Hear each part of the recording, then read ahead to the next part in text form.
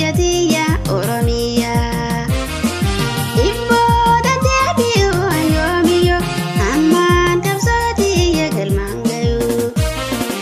Ani hidhadhee qawwee bilisomsu biyyatiyya Oromiyaa. Dhibboota deebi'u yoomiyyuu hammaan qabsootiyya galmaan ga'u.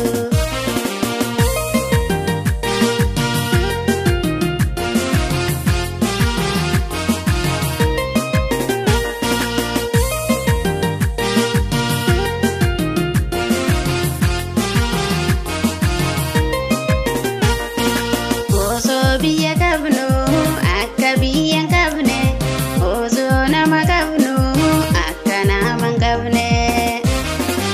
Yeroo gabaan jidduu jireenya godhanne, biyya teenya irratti jirachuuf rakkanne, jiruudhaan yoomne biyya irra baqanne.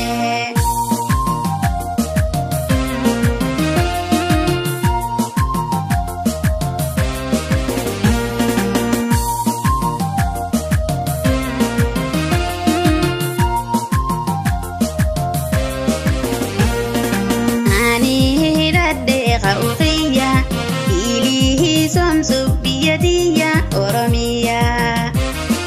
Dhibboota deebi'u yoomiyyuu hammaan qabsootiyya galmaan ga'u. Ani hidhadhee qawwee bilisomsu biyyatiyya Oromiyaa.